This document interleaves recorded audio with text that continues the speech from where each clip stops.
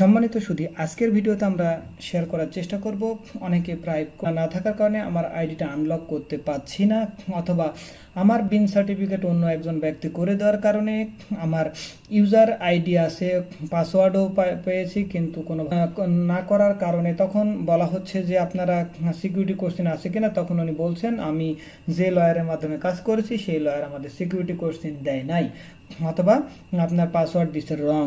অর্থাৎ তো এখন আজকের ভিডিওতে আমরা শেয়ার করার চেষ্টা করব কিভাবে সিকিউরিটি কোশ্চেনটা আপনার রিকভারি করবেন, অথবা সিকিউরিটি কোশ্চেন যদি না থাকে তাহলে তার সলিউশন কি, অথবা বিকল্প কোনো সলিউশন আছে কিনা, বা আইডি আনলক করার ওয়েটা কি।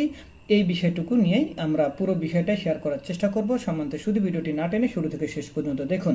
সম্মানিত সুধী, তাহলে আমরা মূল আলোচনায় যাওয়ার আগে কিছু কথা বলে নিই। সম্মানিত সুধী, ভ্যাট অনলাইন সার্ভিসেস যাদের হবে না, কিন্তু ওনারা যদি ভ্যাট অফিস যদি রিসিভ করে নিজের কাছে রেখে দেয়, অনলাইনে যদি পোস্টিং না হয় তাহলে জরিমানা হতে থাকবে।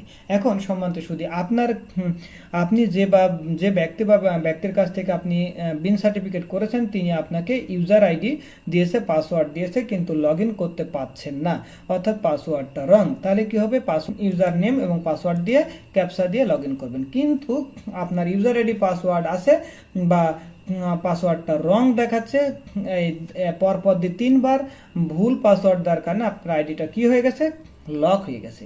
এখন আনলক করতে হবে। তাহলে আনলক করার প্রসেস কি, নিচের দিকে সুন্দরভাবে দেখেন, এখানে বলেছে আনলক অ্যান্ড রিসেট পাসওয়ার্ড।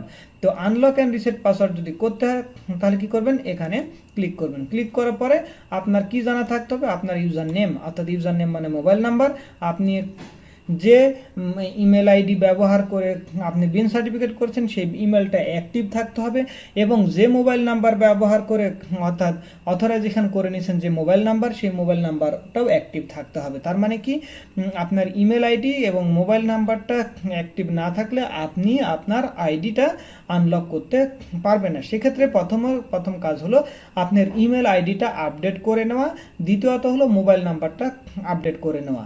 আচ্ছা, নিজে যদি পারেন তবে ইমেল আইডিটা মোবাইল নাম্বারটা আপডেট করে নেবেন, ভ্যাট অফিসের মাধ্যমে করে নিতে পারেন, অথবা চাইলে আমাদের মাধ্যমে আপনি ইমেল আইডি এবং মোবাইল নাম্বারটা আপডেট করে নিতে পারেন। এখন কথা হলো, যখন আপনার ইউজার নেম এবং ইমেল আইডি দিবেন, তারপরে ক্যাপচা টিপবেন, টিপার পরে যখন নেক্সট বাটনে করবে, আপনি কথা হলো তথ্য দেয়নি, নেক্সট বাটনে ক্লিক করলে আপনার বলবে কি সিকিউরিটি কোশ্চেন এবং উত্তর দেওয়ার কথা বলবে। তো সিকিউরিটি কোশ্চেন এবং উত্তর, সিকিউরিটি কোশ্চেন সিলেক্ট করবেন, এরপর উত্তর দিয়ে দিবেন। উত্তর দিয়ে দিলেই আপনার মোবাইলে একটা ওটিপি যাবে। ওটিপি কনফার্ম করলেই আপনার ইমেলে একটা কি হবে, বাই ডিফল্ট একটা মেল চলে যাবে। সেই মেইলে লিঙ্ক থাকবে, একটা মেলে কি থাকবে, ভ্যাট অনলাইন সার্ভিসের একটা লিঙ্ক থাকবে। সেই লিঙ্কের উপরে ক্লিক করতে হবে, এবং লিঙ্কে বলা থাকবে আপনার একটা ডিফল্ট পাসওয়ার্ড এবং আপনার ইউজার নেম। তো ইউজার নেমটা একই থাকবে। এবারে ওই লিঙ্কে ক্লিক করার পরে আপনি কি করবেন, ইউজার নেম এবং ওই ডিফল্ট পাসওয়ার্ডটা হবে ওল্ড পাসওয়ার্ড দিবেন, ওটা হবে ওল্ড পাসওয়ার্ড, আর নতুনভাবে আপনি একটা পাসওয়ার্ড দিবেন।